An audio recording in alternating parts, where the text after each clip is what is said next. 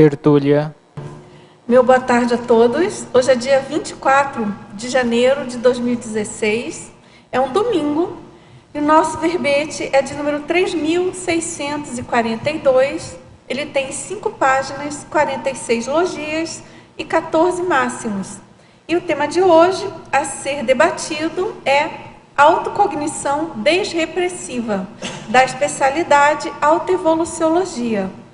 E ele foi escrito pela nossa neoverbetógrafa de hoje, professora Nilzabeth Correia, que é brasileira, natural de Viamão, Rio Grande do Sul, graduada em Ciências Atuariais e especialista em Gestão e Planejamento Empresarial. E ela é voluntária da Conscienciologia desde 97, docente da Conscienciologia desde 98 e tenepsista desde 2009. A autocognição desrepressiva é o conjunto de autoconhecimentos e autovivências da consciência intra- e extrafísica, promotor do abertismo egológico e da liberdade de autoexpressão consciencial cosmoética máxima, possibilitando o aumento da mental somaticidade, da paraperceptibilidade e da comunicabilidade cosmovisiológica. Aqui na pensenologia, o holopensene pessoal da autocogniciologia, o holopensene da coerência íntima, o autoabertismo neopensênico, a retilinearidade dos autopensenes. E aqui na fatologia, o rompimento dos limites autoimpostos, o fim da autocensura castradora da autoevolução, a desconstrução das ideias pré-concebidas, o autoconhecimento teático, a expansão intelectiva, a autopercepção mental somática, a autoconvicção fortalecedora,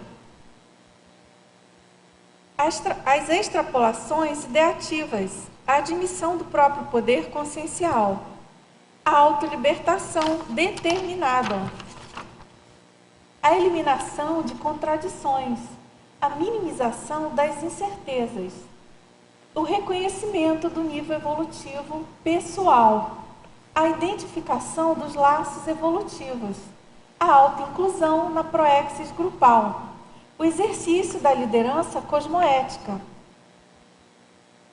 a proatividade evolutiva, a produtividade consciencial. Agora aqui na parafatologia, o desbloqueio dos chakras encefálicos, a vivência da sinalética energética e parapsíquica, a expansão da consciência projetada, a funcionalidade do paracérebro na prática, a pararealidade autoconsciente, o conscienciês usual para a consciex lúcida. Agora aqui no detalhismo a gente destaca que tem 26 sessões, o que configura um máximo, mostrando aí uma excelência de conteúdo aí do verbete. E na argumentologia também nós destacamos uma listagem aqui de caracterologia com 50 atributos ou condições resultantes e ou potencializadas pela autocognição desrepressiva. E aqui na remissiologia nós destacamos autoexpressão, autocognição, autocognição exaustiva, liberdade interior, mega qualificação consciencial.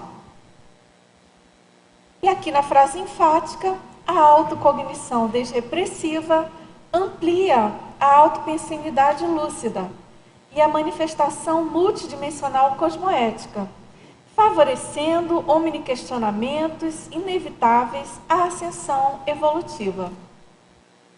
Aqui na questionologia, você considera a autocognição desrepressiva prioritária para o alcance da holomaturidade? Já experimentou a eficácia dos efeitos evolutivos da autopesquisa? E aqui na bibliografia específica nós temos 4 fontes bibliográficas.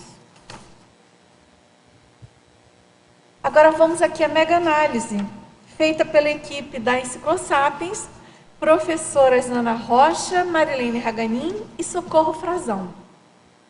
Abertura, ascensão, logicidade, automimese, autocensura, desbloqueio, desassombro, autolibertação, autocoerência, anti-apriorismo, destravamento, racionalidade, hiperacuidade, autocompreensão, autocogniciologia, paraconhecimento, autoconhecimento, autopesquisologia, cognopensinidade, intraconsciencialidade.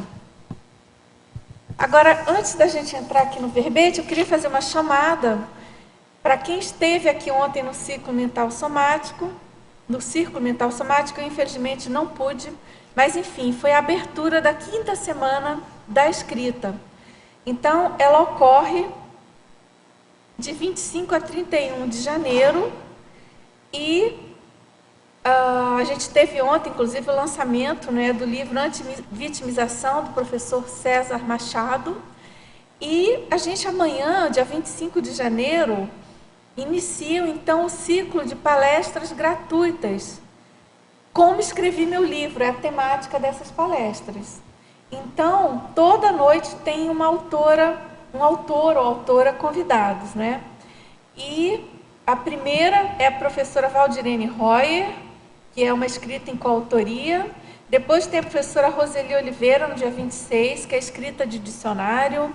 No dia 27, o autor convidado é Guilherme Kunz, escrita técnica e escrita em coautoria. No dia 28, a professora Daiane Roça e João Paulo Costa, que é escrita em dupla. Então, o horário é sempre às 19 horas. No laboratório da conscienciografologia, vocês conhecem? Aqui no próprio CAEC, aquele laboratório redondo, ali muito próximo à direita de quem vai para o holociclo, né? E também a gente convida para o complementário escrita conscienciológica, que começa no dia 26, no dia 29, sexta-feira agora, é de 29 a 31 de janeiro, e o coordenador desse complementário é o professor Hernani Brito. Todo mundo sabe o quanto que ele é expert, né, na produção de livros em geral. Ele ajuda muita gente a publicar os seus livros, nos trabalhos tanto pessoais dele quanto na epígrafe, né? Ele tem muitos anos de experiência na publicação de livros. Também eu sou EPICOM desse curso e o professor Alexandre Ferreira. Então, a gente vai estar debatendo, esse curso já teve outras edições, esse complementário de escrita. Então, é interessante, a gente tem umas dinâmicas, tem uma parceria com a Epígrafe, com a Unescom. Eu confundo com a Epígrafe, no caso, porque tem a professora Rosimeire Salles também, e o próprio professor Hernani. Então, a equipe da Epígrafe vai estar presente indiretamente, não como Epígrafe, claro, mas como EPICOM e como voluntários também da Unescom. Tem a professora Rosimeire Salles, a professora Gisele Salles também e, claro, o professor Hernani Brito. Então, pessoal, todos convidados.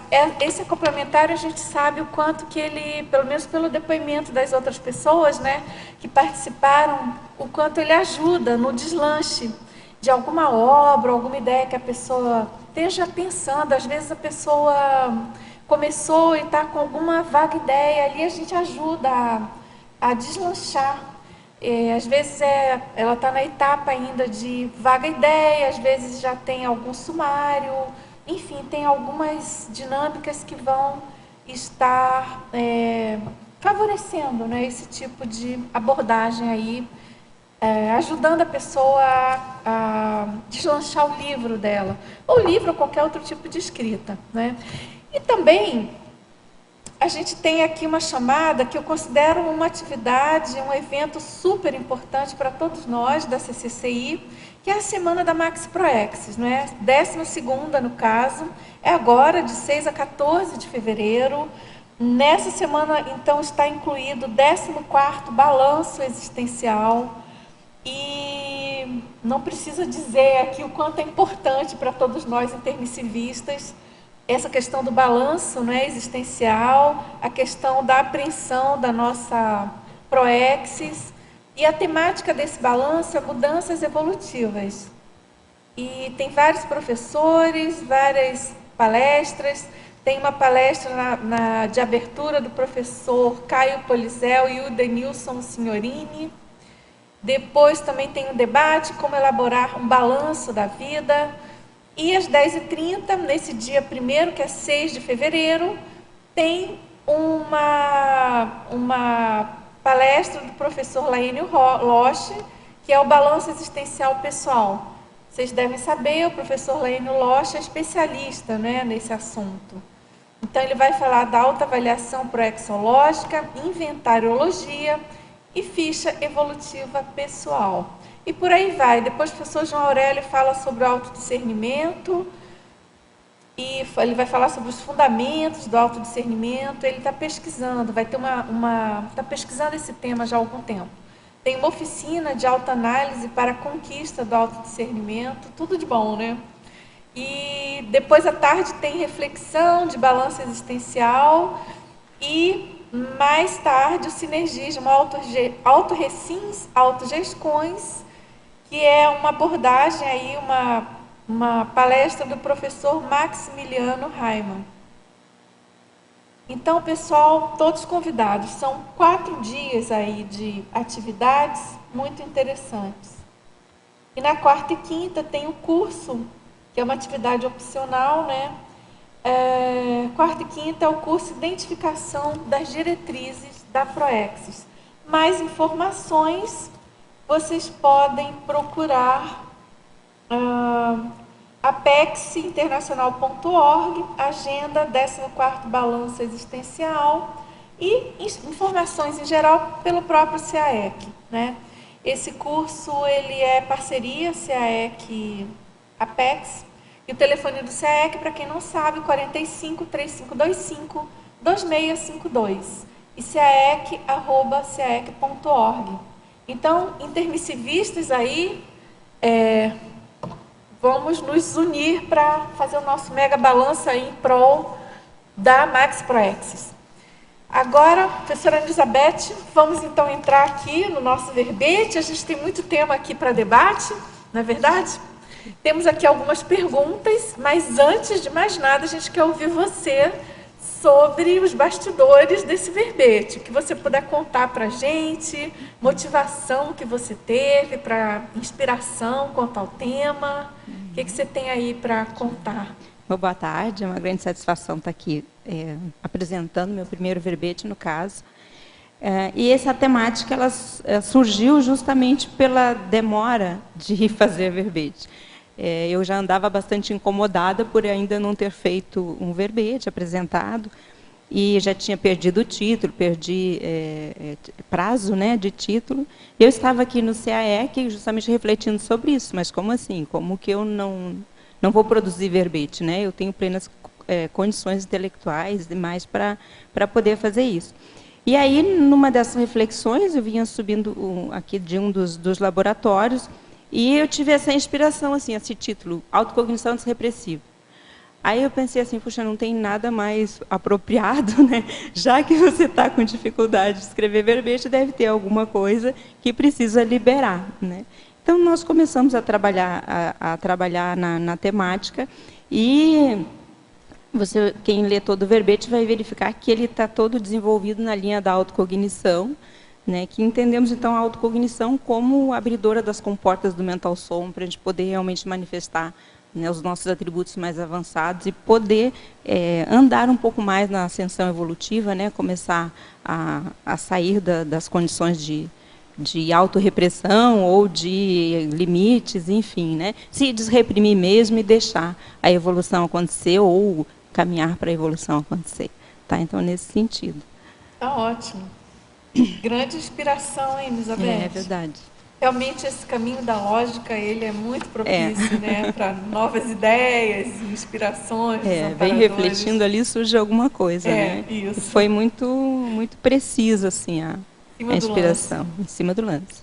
Então, aqui na fatologia, na página 20, na primeira linha, ele pergunta por que a maioria das consins tem tanta dificuldade no rompimento, tantas dificuldades, né, no rompimento dos limites autoimpostos. Justamente pela autoimposição, né? Pela manutenção das crenças, das ideias já arraigadas e ultrapassadas da sua própria realidade.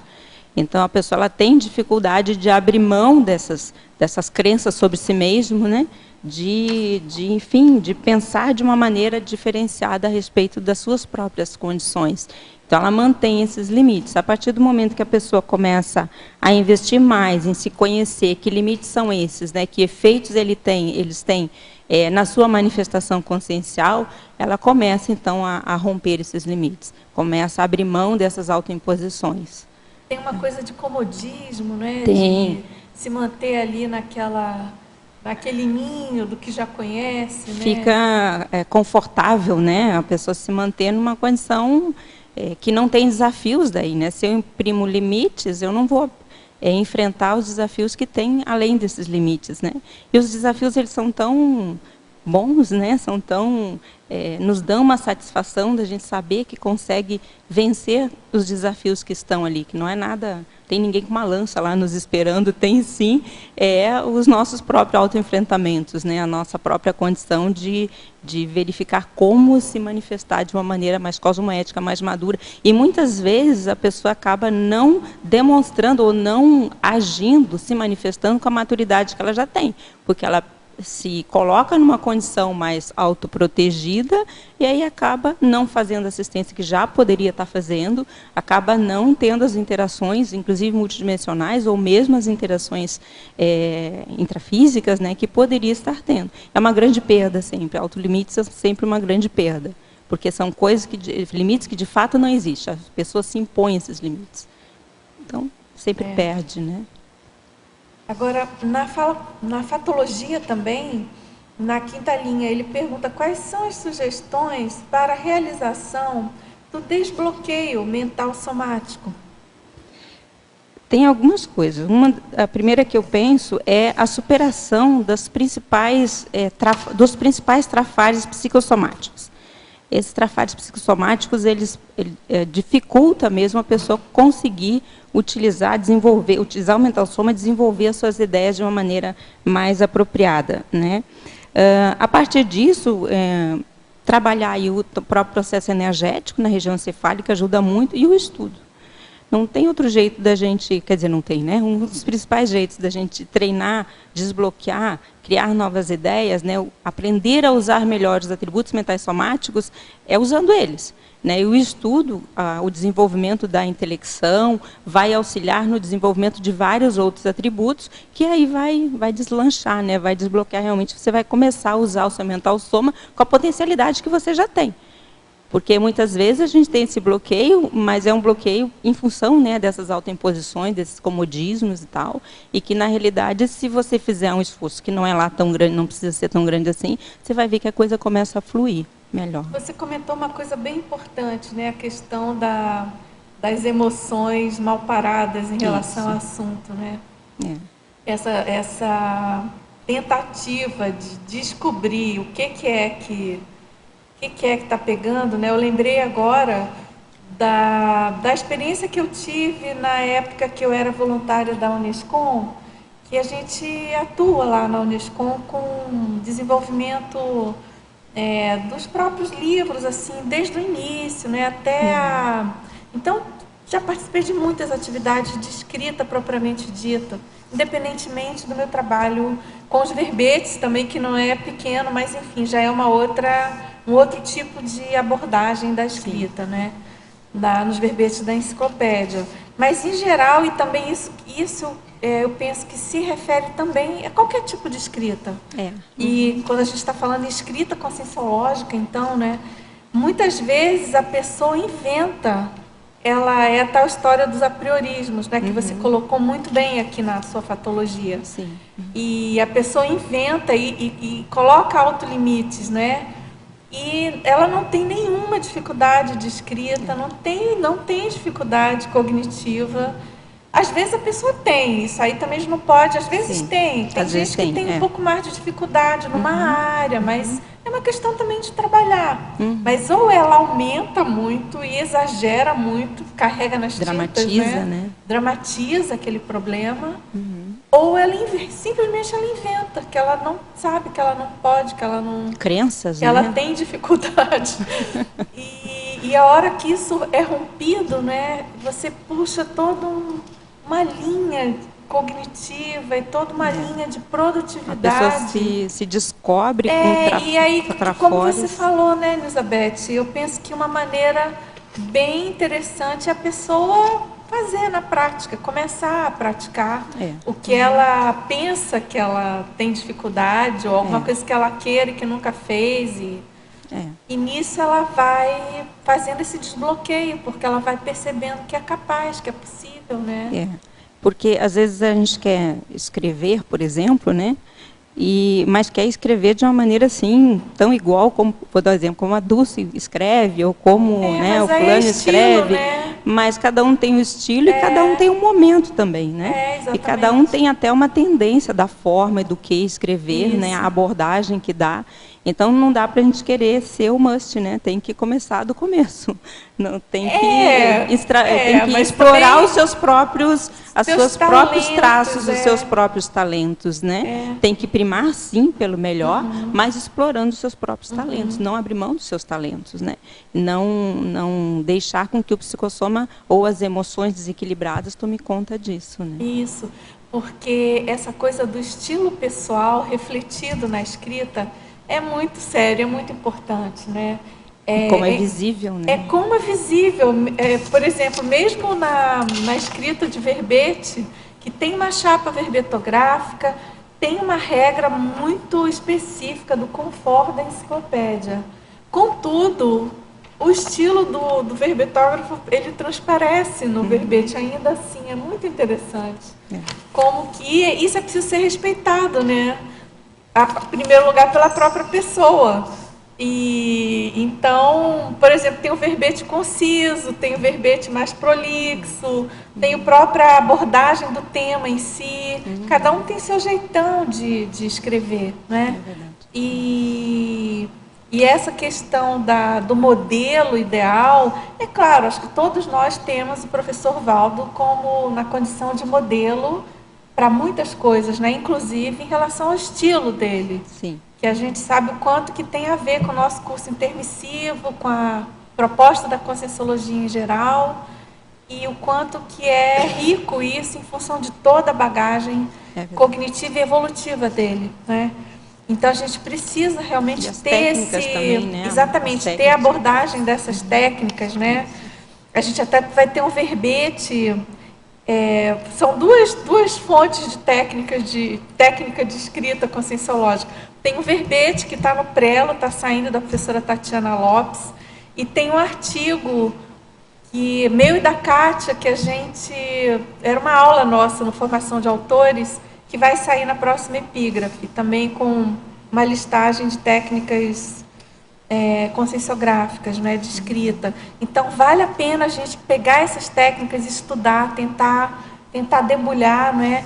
Aliás, Elizabeth, não sei o que você pensa, mas, na minha opinião, essas técnicas, elas ajudam muito nesse desbloqueio, né? Com certeza. Todas essas técnicas que o professor Valdo propôs, né? Com certeza. Não só ele, mas nós, assim, em geral, os colegas, né? Com certeza. Quanto mais a gente conseguir adotar uma metodologia, uma técnica, mais fácil de nós fazermos uma superação. A gente quer fazer a superação de alguma coisa, mas deixa acontecer. Não vai acontecer ao Léo, né, de uma maneira assim aleatória. Uma técnica, ela vai dinamizar cada vez mais. E o desbloqueio mental somático, as técnicas de escrita são, né, uma das principais coisas que vão nos ajudar nisso. Ótimo. Você quer perguntar?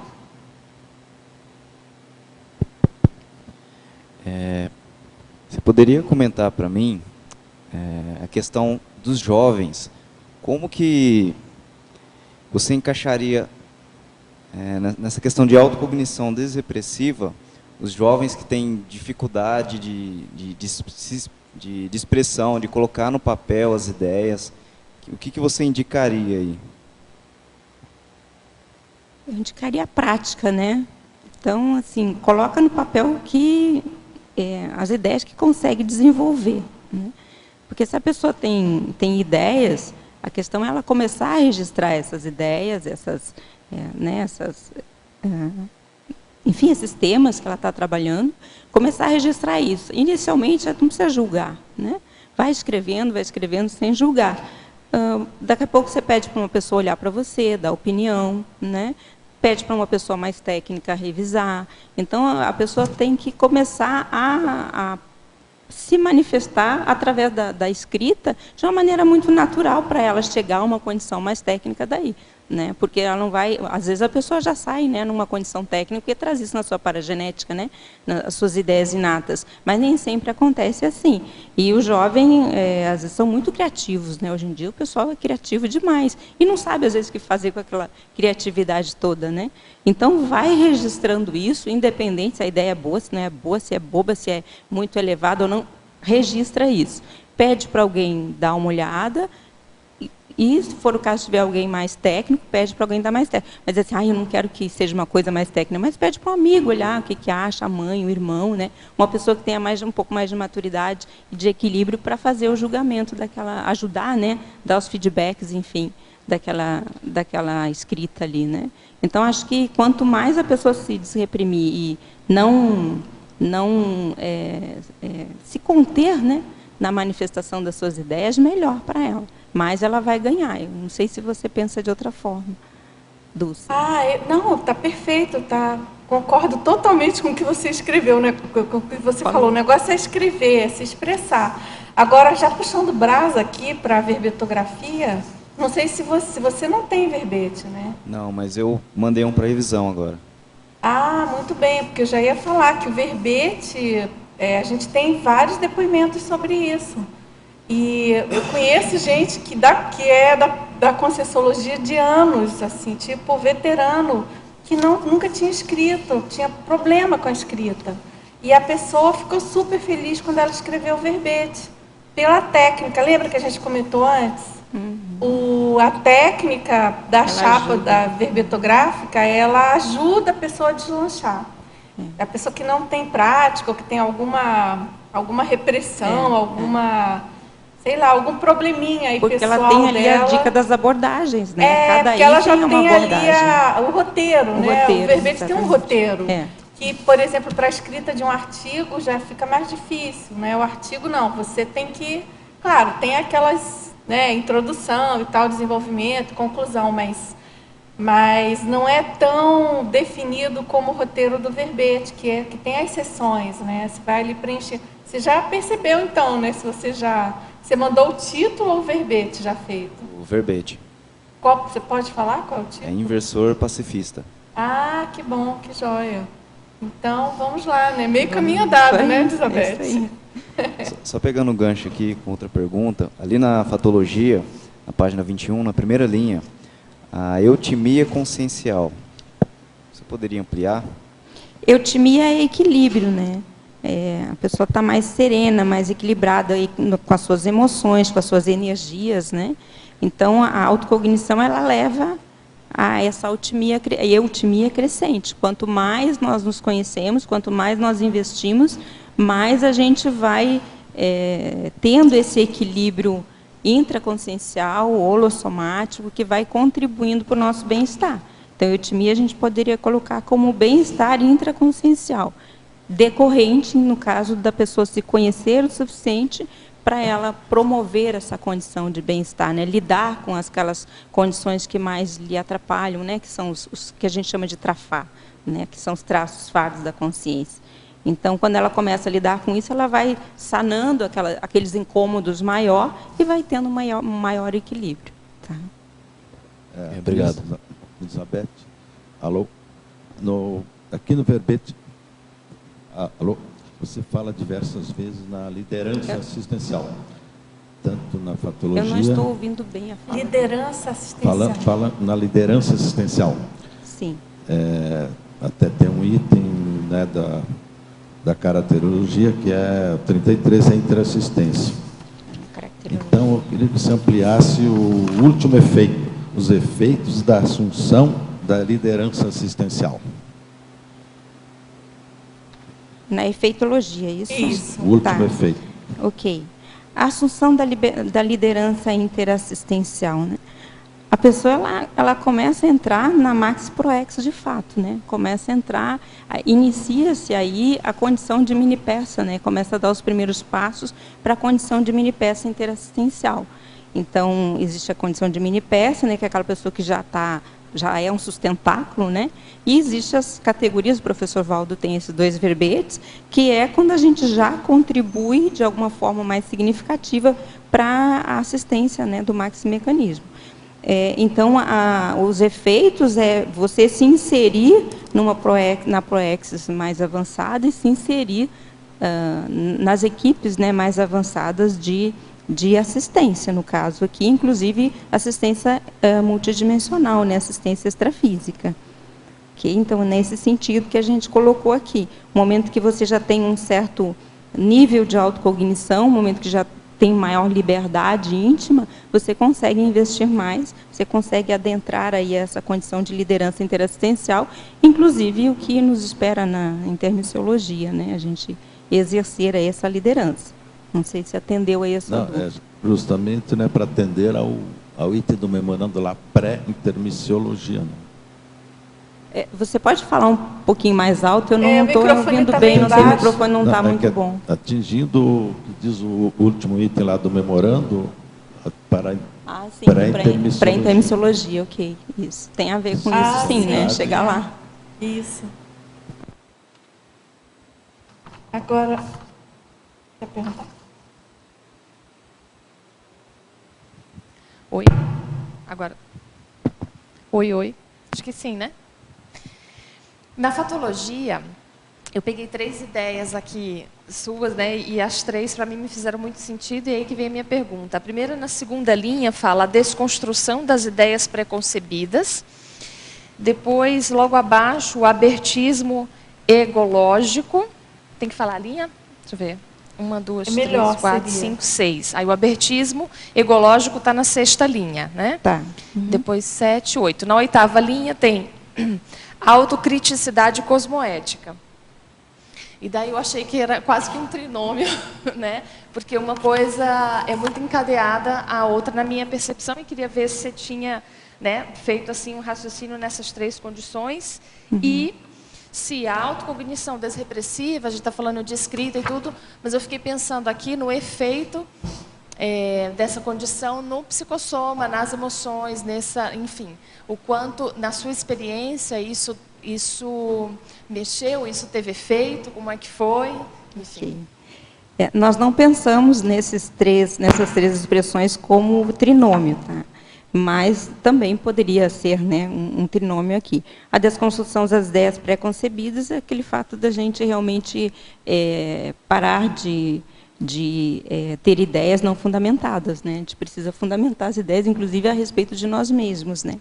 O abertismo egológico é aquela condição quando a gente foca na autoevolução, mas sem se fechar em si mesmo, considerando todo o contexto, né, de interação, tanto intrafísica quanto multidimensional.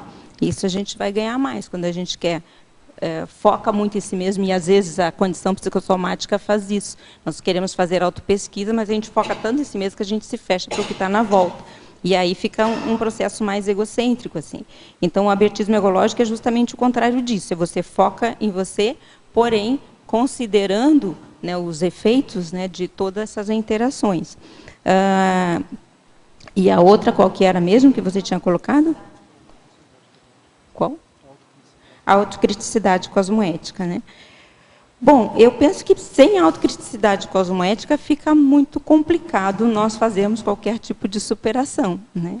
E essa autocriticidade me correu muito, assim, e me preocupei muito quando eu pensava muito sobre isso, e penso, né? É a questão de fazer autocrítica benigna.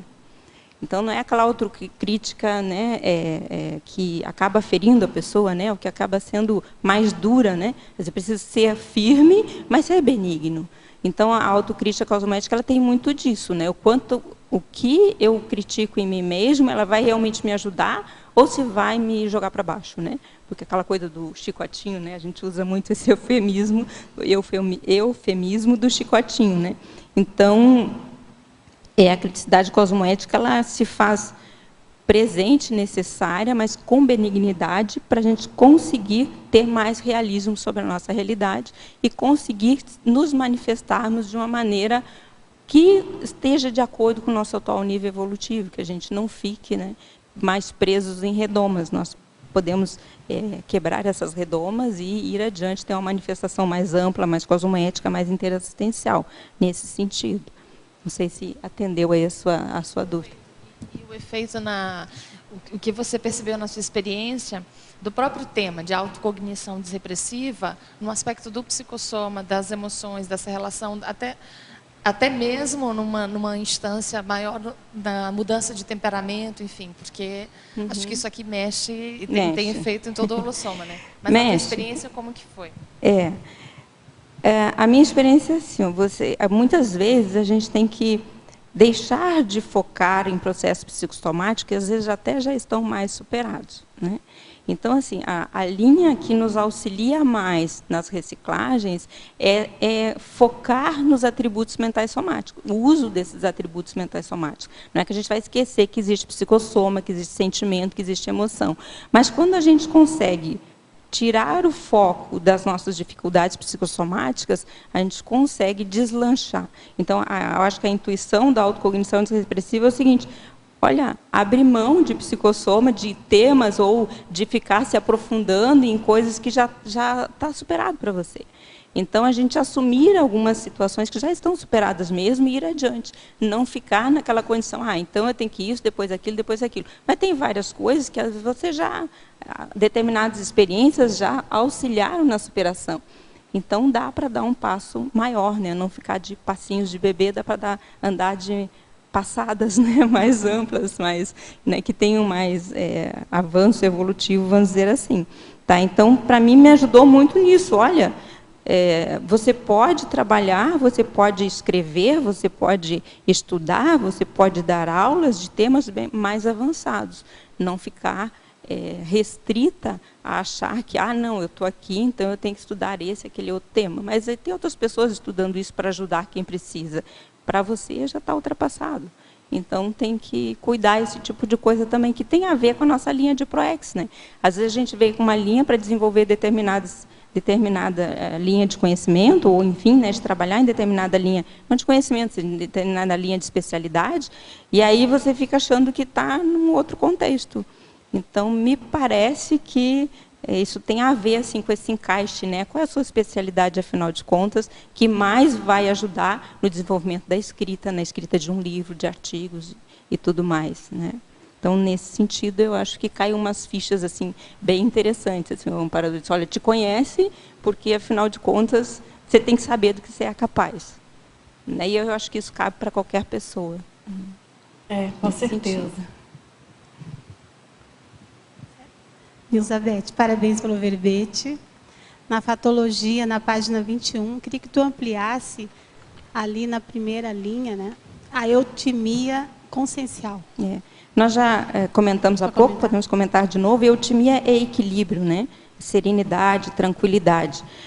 Conforme nós vamos desenvolvendo a autocognição, nós vamos entendendo melhor e lidando melhor com os nossos traços emocionais mais trafares, né? Então, aqueles traços que a gente tem mais dificuldade de lidar. E a gente vai superando essas dificuldades emocionais, vai tendo mais equilíbrio mesmo das nossas condições íntimas, né? E isso vai causando essa serenidade, esse equilíbrio, esse bem-estar íntimo nesse sentido.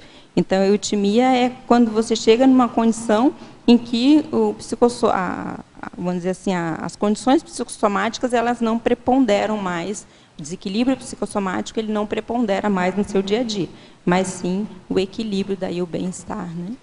Nesse sentido. Assim, eu queria comparar, porque ali de baixo para cima, na mesma fatologia, no item 4, na página 4, na linha 4, tem o exercício dos trafores. Qual que é?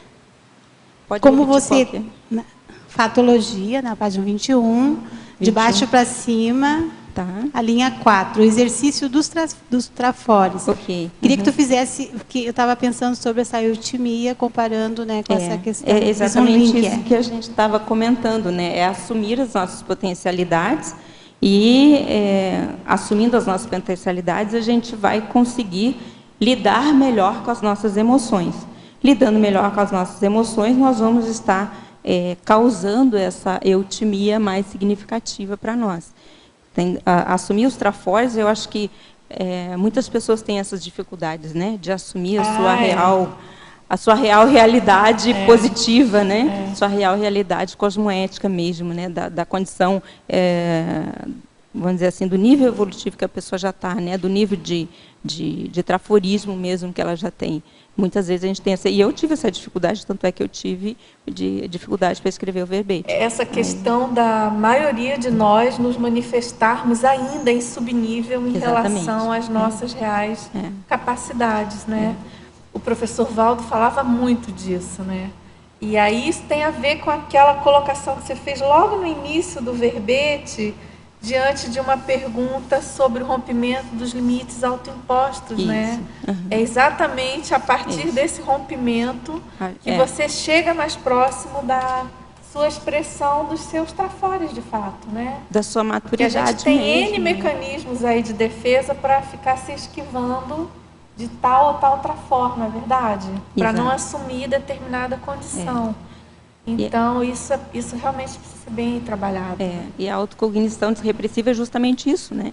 Abre mão dessas condições todas e assume teus trafores. Vamos em frente, tem muita coisa para fazer, né? Tem a ProEx inteira aí pela frente, tem muita assistência para ser feita, a gente tem que estar disposta a isso. E que está mesmo na mesma linha, eu queria aproveitar porque tem a ver ali, tu coloca também de cima para baixo a autoinclusão na ProEx grupal, que está na segunda linha de baixo para cima. Sim. Você poderia ampliar um pouco mais, por favor? Vou dar assim o meu sentimento que eu tinha por não ter escrito verbete ainda, né? Mas como assim? Eu estou fora da ProEx da enciclopédia? Essa é uma coisa tão importante para o grupo evolutivo, né? Então, o momento em que você se assume os seus trafores, assume as suas potencialidades, assume a capacidade assistencial que você tem, né? Você vai estar incluso nessa ProEx, né? Adentra, vamos dizer assim, as atividades, né, as propostas de mais efetivas, né, do grupo evolutivo, você vai estar mais incluso nessa ProEx. E quando você não se inclui, né, porque é uma coisa que você se inclui, né, ninguém vai lá agarrar você e colocar, né, dentro, vai ter que pensar assim, vai ter que agir assim, não vai funcionar desse jeito. Desse jeito é estupro evolutivo, né, assédio. Então, é a própria pessoa que se inclui. Enquanto ela não se inclui, gera uma insatisfação. Gera um incômodo na pessoa, né? Ela mas como era para mim estar lá dentro, eu não consigo estar lá dentro. Mas isso às vezes não é lúcido, né? Isso às vezes a pessoa não tem muita noção. Ela tem um incômodo, ela não sabe que incômodo é, né? Mas chega um momento que ela, né, com a autocognição, ela consegue entender que incômodo é esse e se incluir. No caso da verbetografia, no caso da grafologia, né? Enfim, a gente vai deixar aí, quando a gente partir, essas informações. E para nós também, né? Na próxima vida a gente está... No caso, você está citando esses dois itens, claro, são super importantes, parece que permeiam a ProEx de todos nós, né? Mas tem N outros, né, Elizabeth? Com certeza, claro. A gente está aqui só focando aqui na questão do verbete, mas tem muitas coisas que vai... Aqui no B, eu queria aproveitar, né, já que ela falou sobre esse processo da superação, e na parte da fobiologia, eu vi que você colocou assim, um detalhamento, né, e olhando todas essas fobias, o que você acha que é o maior travão dentro desse tema do aprofundamento? O maior travão, eu acho que é a recinofobia, a dificuldade de se renovar. A dificuldade de se superar, de abrir mão, né, de traços que já não cabem mais no momento evolutivo da pessoa, né? Enquanto a pessoa não estiver disposta a mudar, vai ser muito difícil ela conseguir superar traços que às vezes precisam ser melhor trabalhados, né? Às vezes dá um pouco mais tem um pouco mais de exigência, vamos dizer assim, para a gente conseguir superar. Eu acho que todas essas fobias aqui, elas interferem bastante na condição do desenvolvimento, né, da autocognição, né, enquanto a gente mantém essas fobias. Mas o medo de renovação acho que é o pior de todos, né? Me parece. Né? Agora, qual que é a mola que você viu que seria maior propulsora para essa superação? que mais propicia a superação, eu penso que seja o momento em que você promove esse abertismo do ego, sabe? O momento em que você realmente sai de si. O momento em que você realmente entende o contexto em que você está inserido e esse contexto envolvendo as outras consciências. O momento que cai essa ficha de você estar inserido num todo, que você faz parte de um todo, que você não é o todo, aí a coisa realmente ela vai para frente, me parece. Tá? É interessante, né? Porque aí encaixa bem naquele movimento microcosmo, macrocosmo, né? A pessoa de se autoconhecer, ter autoconsciência de quem ela é e, ao mesmo tempo, que amplia a cosmovisão dela, né? A relação dela com o todo, né? Isso aí é que vai estar, vamos dizer, permeando essa questão da autocognição desrepressiva, né? Bem interessante. Até enquanto não há esse abertismo, fica ainda na repressão, né? E não na desrepressão. Ah, verdade. Boa tarde, Nilza, e parabéns pelo tema. Aqui na parafatologia, página 21, você poderia comentar a respeito de alguns fatos, alguns itens desse, como a questão da funcionalidade do paracérebro na prática, se você já teve alguma vivência?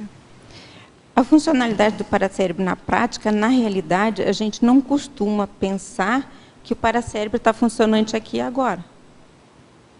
Não é isso? A gente acha que o paracérebro é só extrafísico. Ele é extrafísico, mas ele está funcionante aqui e agora.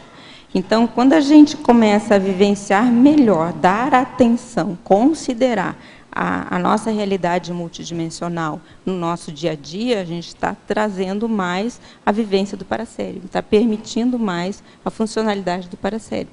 Enquanto ainda predomina mais instintos, mais emoções, fica mais, né, mais o processo do cérebro mesmo. Mas tem um contexto também que o paracérebro ele é o cérebro das emoções, né? Ele é o cérebro do psicossoma, o psicossoma é o cérebro das emoções. Então, uma das coisas da funcionalidade do paracérebro, me parece, e aí a Dulce pode me auxiliar nisso, é o equilíbrio das emoções. No momento que você tem o equilíbrio das emoções, o paracérebro está atuante ali, ele está mais assentado, vamos dizer assim, a sua funcionalidade, né? E aí a gente tem outras coisas também, a própria vivência de fenômenos parapsíquicos, a rememoração das projeções, a vivência, né, das projeções, enfim, tem diversas situações que nós poderíamos citar, mas o mais importante que nós pensamos aqui é que no nosso dia a dia nós somos uma consciência, na realidade, multidimensional. A gente está nesse corpo físico, né? A gente sabe bem disso, mas nem sempre a gente leva isso em consideração, a funcionalidade da nossa realidade extrafísica, enquanto a gente está aqui no cotidiano, me parece. Quanto mais a gente desenvolve o parapsiquismo, mais a gente está colocando o paracérebro em dia, né? Participando aqui. Isso. Porque é tal história, tudo passa pelo cérebro, a gente aqui intrafisicalizado, sempre passa pelo cérebro, sempre passa, claro. Isso. Mas tem que ativar lá para fazer a conexão, exatamente, né, do paracérebro. Tem que passar mais pelo paracérebro, né, e verdade. menos pelo cérebro, porque a gente sabe que vai ter mais lucidez. Isso. O paracérebro atuante, né? Agora, esse conceito do paracérebro, né? Você sabe que aqui no Tertuliário a gente teve alguns debates sobre isso em alguns momentos, porque o professor Valdo, ele colocou nos primórdios, aí eu acho que no próprio Projeciologia, né? Tem uma sessão. Ele fazia bem essa colocação do paracérebro sendo o cérebro no psicossoma, das emoções. Mas depois a coisa foi evoluindo, foi avançando, eu acho que a gente mesmo pôde compreender melhor e essa condição do paracérebro enquanto o paracérebro coincidindo com o mental soma, né? Porque ele é que vai estar acompanhando a consciência por um bom tempo e convergindo para o mental soma em si. Então ficou esse conceito em si do paracérebro, ele ficou um pouco, vamos dizer assim, revisitado, ou ajustado, né? Claro. Mas é interessante a gente pensar nessa questão, porque, de todo modo, falou em parapsiquismo, a gente está acessando o paracérebro. Está acessando o paracérebro, né? isso. Então, E parapsiquismo desde dos fenômenos mais cotidianos, mais simples, até os fenômenos, né, mais avançados. Exatamente. E como a gente tem muito fenômeno cotidiano, assim, intuição, telepatia, inspiração, a gente não dá atenção de que é o funcionamento do paracérebro. Você mesmo contou aí da inspiração para escrever, né? Seu paracérebro funcionando. Claro. Para receber, quando você recebeu a inspiração para escrever aqui o verbete. Agora, aqui na Fatologia, página 21, terceira linha. Qual é a profilaxia às sujeições emocionais que surgem no nosso cotidiano? Sujeições emocionais, a profilaxia, eu acho que é a autocrítica, sempre, a autocrítica benigna, como a gente estava falando. Né? A pessoa sempre se perguntar, afinal de contas, quanto ela está realmente assumindo aquilo que ela pensa, aquilo que ela sente, né? A sua realidade, ou se sujeitando à opinião, se sujeitando à vontade, se sujeitando a críticas, a crenças, né, de outras pessoas sem autocrítica. O momento que eu aceito uma heterocrítica sem fazer autocrítica, isso é uma sujeição emocional. Né? Como que eu simplesmente não penso a respeito de mim mesmo? Né? Eu sei mais de mim do que outra pessoa. Às vezes, o parapsiquismo ajuda a pessoa a saber mais, mas isso é mais raro. A maioria das vezes, eu sei mais de mim. A gente pode ouvir, sim, a heterocrítica, analisar, né? Ter aquela condição do feedback, nunca abrir mão, né? de ponderar as heterocríticas, mas não simplesmente, fulano disse que é assim, pronto. Que isso? Isso é sujeição. Então, sempre a autocrítica benigna, cosmoética, é que vai nos auxiliar a não estar aceitando, né, se sujeitando à opinião alheia, à crença alheia, seja lá o que for. Okay. Essa questão da sujeição aí emocional é bem frequente ainda, né? No nosso cotidiano. Às vezes você vê uma pessoa que você considera ultra inteligente e até centrada, assim, né? É assim e que aí a gente tem os escorregões, né? Quando você vê, ou você ou a pessoa escorregou totalmente na casca da banana em função de uma sujeição emocional. É verdade. Bom, agora aqui, Elizabeth, na terceira linha também. Como realizar, enfim, o desfazimento de auto-enganos? Com realismo. Realismo. Não sei, não vejo outra maneira. Quem quiser ajudar aí, né? Auto-engano, o que é? Né? É uma fantasia. A pessoa cria uma fantasia sobre si mesma e ela não não procura quais são os fatos, né? Que fundamentam aquela ideia que ela está tendo, que é auto-enganosa. Então, penso que desfazer auto-engano, a profilaxia do auto-engano é o realismo. E não precisa ser aquele realismo sofrido, né? A pessoa olhar a sua própria realidade, fazer uma autoanálise, fazer as ponderações, né?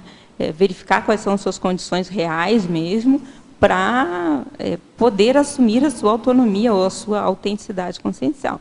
O auto-engano é uma coisa que é antagônico à autenticidade. Né? A pessoa vive uma coisa totalmente irreal. Como é que ela vai ser autêntica se ainda existe auto-engano? Né? Agora, na Fatologia, na página 20, no final da terceira linha, você poderia explanar sobre o aprendizado transformador e, se possível, com exemplos? O aprendizado transformador. E é aquela informação, aquele aprendizado que provoca a reeducação de uma maneira mais efetiva. Né? Então, assim, a gente vai aprender, por exemplo, a fazer autoanálise. Né? Esse aprendizado ele vai transformar a pessoa, porque a autoanálise é uma coisa que vai... Estou dando exemplo de autoanálise, poderia ser qualquer um outro, né? É uma coisa que vai auxiliar a pessoa a dinamizar a sua evolução, dinamizar o seu autoconhecimento. Então, isso transforma a pessoa. Né? Então, tem aquele aprendizado que não chega a afetar positivamente. Né? A gente pode aprender, sei lá, como consertar uma cadeira, por exemplo, vai ser interessante, mas... ele não necessariamente vai transformar a pessoa. Então, transformador é no sentido que provoca a reeducação de uma maneira mais efetiva, né? mais concreta, vamos dizer assim, né? Nesse sentido. Que exemplo poderia dar nisso? É essa condição da gente aprender, por exemplo, a fazer autoanálise, ou aprender, por exemplo, me ajuda aí, que outro exemplo poderia dar, né? Tem vários exemplos que a gente poderia dar nesse sentido, né? De escrever, né? As próprias técnicas de recim, enfim. Né? Eu não sei, eu penso que às vezes você lê um livro e o livro transforma você, na verdade. As ideias, né? Transformam As ideias, eu tenho livros que eu li e realmente foram paradigmáticos, assim, foram marcos na minha vida. E principalmente da Conscienciologia, né? Sim. Então, é bem interessante isso, você pensar o quanto assim. que uma leitura pode transformar a vida de uma pessoa, né? E por aí vai, né? Tem inúmeros tipos de aprendizagem. A gente aprender é um exemplo, é uma ideia transformadora a partir do exemplo de outra pessoa. A vivência da outra pessoa, a gente olha que a Elizabeth está impulsionando, está me motivando a muitas coisas nessa fase que ela está de escrita, de produção, e isso repercute em mim, no processo. Então, seria um exemplo de transformação a partir do exemplo dela. Pelo exemplarismo. Pelo exemplarismo. Né? Dulce, e a questão também do próprio exercício, Elizabeth, o próprio exercício de você praticar e criar um holopensene de pesquisa, né? Então, a partir daí, você vai sempre querendo mais aprofundar, né? Nos assuntos, nos temas. Isso. Né? A própria projeção consciente, por exemplo, você tem uma projeção, você volta com informação que muda a sua vida, às vezes, dependendo, né, da situação que for. Né? Um fenômeno parapsíquico, às vezes, você adquire uma informação que muda a sua vida. Até uma inspiração, às vezes, não sei se é um fenômeno muito avançado, muda a sua vida, pode ser. Né? Os extrapolacionismos nem se fala, né?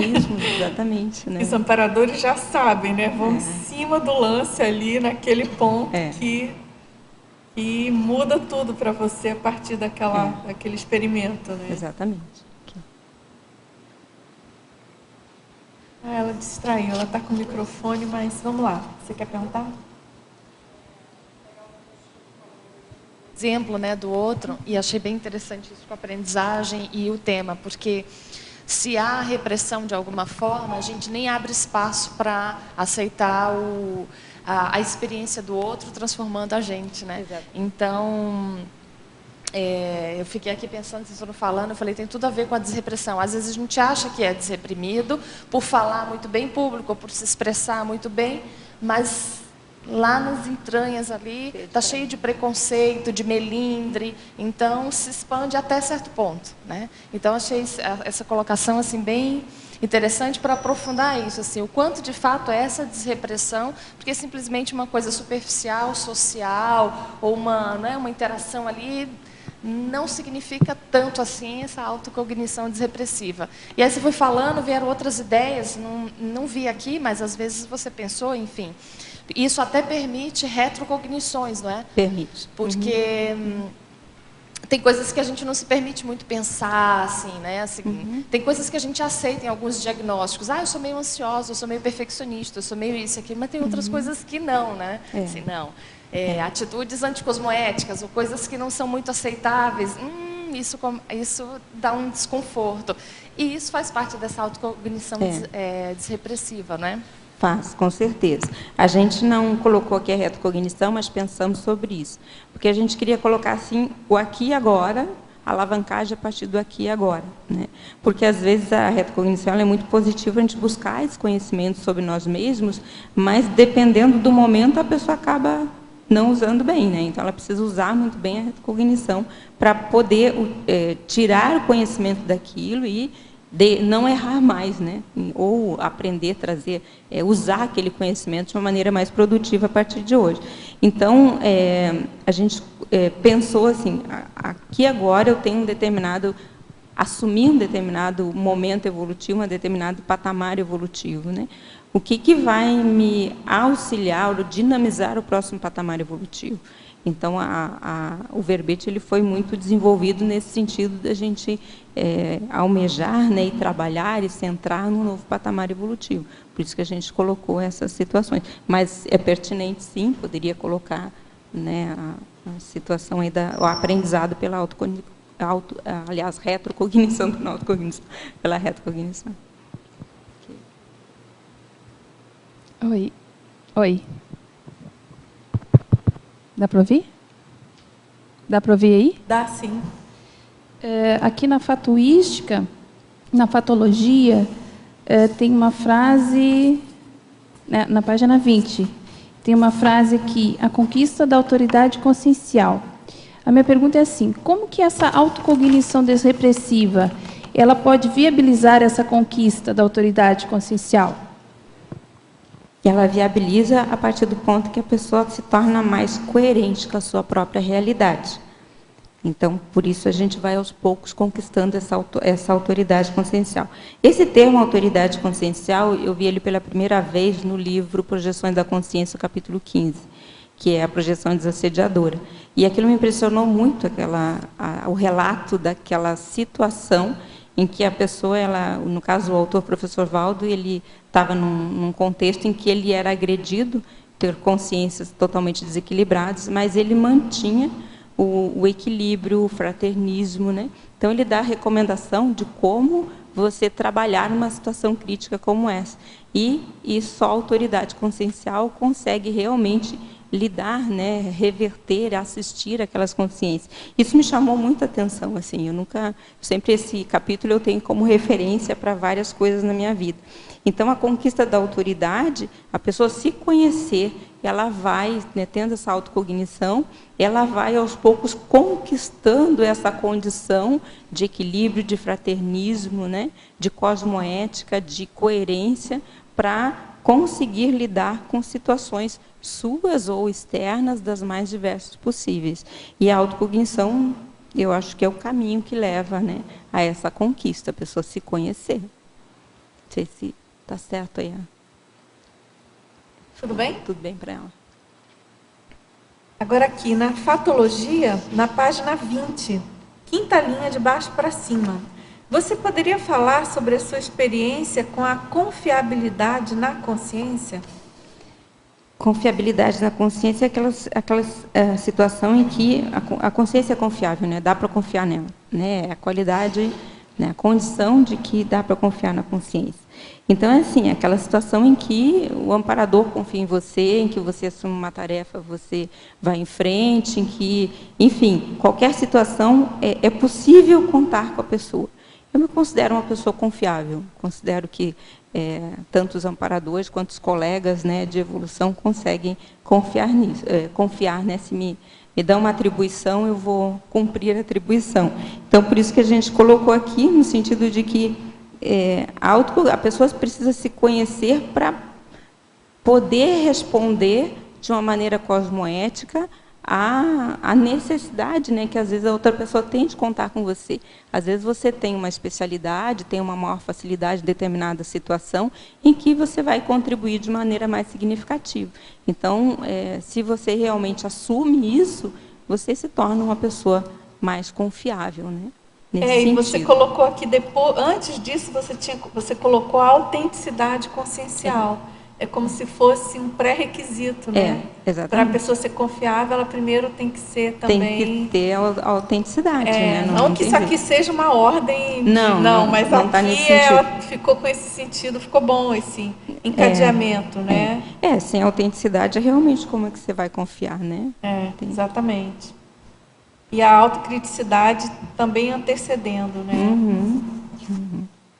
Agora, essa questão de se tornar confiável para os amparadores, eu penso que isso é um ponto-chave, assim, para... Eu não digo que eu sou 100%, né, Dulce, mas não, mas coisas tudo vai em graus, né, Elizabeth? Tudo na vida, aliás, na evolução, tudo, né? Tudo tem uma gradação, né? Mas tem aquela história dos 51%, não é verdade? Você passou dos 50% em termos de confiabilidade, né? Então, você entra dentro daquela categoria de mini peça, você já está ali já começa atuante, né? Exatamente. Então, é fundamental aí para se inserir nesse maxi-mecanismo. Isso. Certo? É você mostrar confiança, né? Você Você, pelo menos, ter a intenção de disponível, assumir e corresponder àquilo que você Exatamente. assumiu. Não precisa ficar fazendo o que é demais, né? Mas aquilo que você assume, aquilo que você tem condições de lidar, você realmente corresponde àquilo para você e para as outras pessoas. E é isso que te dá confiabilidade. Queria fazer uma pergunta, Elizabeth. Pois não. Aqui na página 23, você fez uma enumeração em ordem alfabética de 50 atributos, né, que são aí importantes na ética, na ótica da recinologia. Sim. Se eu disse para você, quais são os 3 que você acha que são principais aí nessa relação? 3? Principais?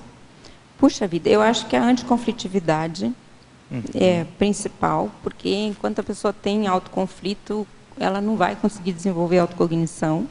Tá? A confluência de esforços. Por quê? Porque muitas vezes a gente está num contexto que é o número 16, a confluência de esforços. A pessoa quer uma coisa, mas os esforços dela são dispersivos. Então, se a gente não consegue fazer essa convergência para ter foco, né? Ter foco, né? O meu foco é esse, mas fica pipocando, como a gente diz, né? Então, não tem uma dispersão mais significativa. Deixa eu ver que outro aqui eu consideraria assim mais importante. Eu acho que a priorização, né? Não tem como você não chegar a uma condição mais avançada se você não priorizar, se você realmente não focar de uma maneira mais colocar, né, na linha de frente, vamos dizer assim, dos seus interesses, nesse sentido. Tá bem, obrigado. Não sei se aí cada um vai achar os seus principais, né? Cada caso vai ser um caso, assim, o que precisa para cada um. Mas eu acho que de uma maneira geral seria esses atributos, assim. Queria aproveitar, já que era a minha pergunta aqui, está dentro da pergunta, caracterologia. Tu poderia ampliar o item 1, o 6 e o 22, por favor? Na caracterologia? Isso. 1. Acabativa, né? Aqui são os 50 atributos ou condições resultantes ou potencializadas pela autocognição, tá? Acabativa é aquela situação, se você tem mais segurança, né? Você e vai também querer ter mais autocognição, querer, né, usar mais os seus atributos, você não vai deixar as coisas pela metade. Então, às vezes, eu quero reciclar tal coisa. Aí, daqui a pouco, não, agora eu vou reciclar isso. Não, agora eu vou reciclar aquilo. Não, né, tem que fazer uma autopesquisa, procurar chegar a uma conclusão. É claro que essa conclusão não é definitiva, né? Toda autopesquisa ela vai gerar novas hipóteses, mas, pelo menos, você não deixar a coisa pela metade do caminho. Vou fazer um curso. Aí começa o curso, né? Então, acho que para a autocognição, para você desenvolver a autocognição, é um caminho que você vai traçar passo a passo. E cada passo, né, não pode ficar no meio do caminho, daí nesse sentido, entendeu? Vamos dizer assim, o eufemismo que a gente está fazendo aí. Tá? Então, cada coisa tem que ser acabada, né? Tem que ter uma conclusão, tem que chegar a uma análise final, vamos dizer assim. Tá? Não que seja definitivo. O outro é número 6, né? Associação de ideias.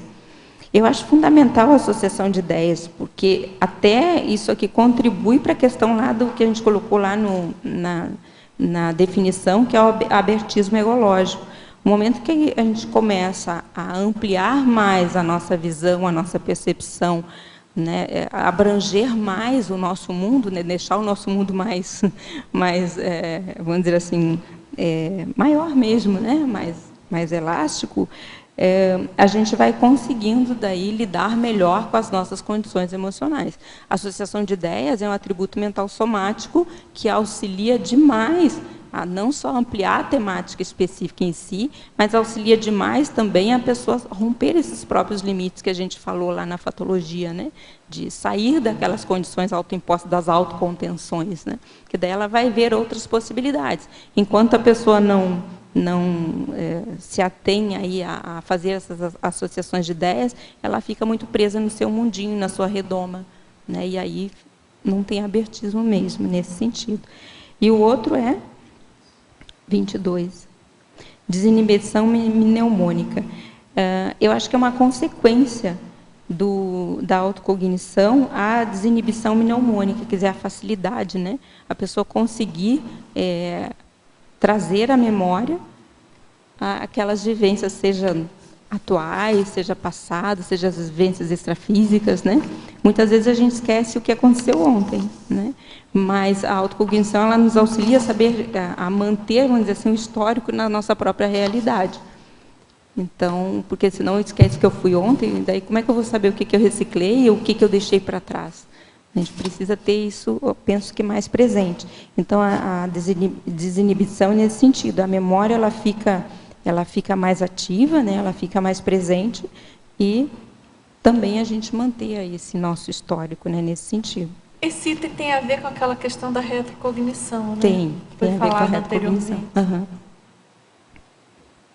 Ok, aí, Terezinha? Alô? Está saindo? Tudo ok? Tá. Elizabeth, meus parabéns. Bom Obrigada. estar aqui com você. E é o seguinte, eu acho super interessante, né, esse trinômio, que é em relação à autocognição, que é o trinômio da intelectualidade, parapsiquismo e comunicabilidade, né?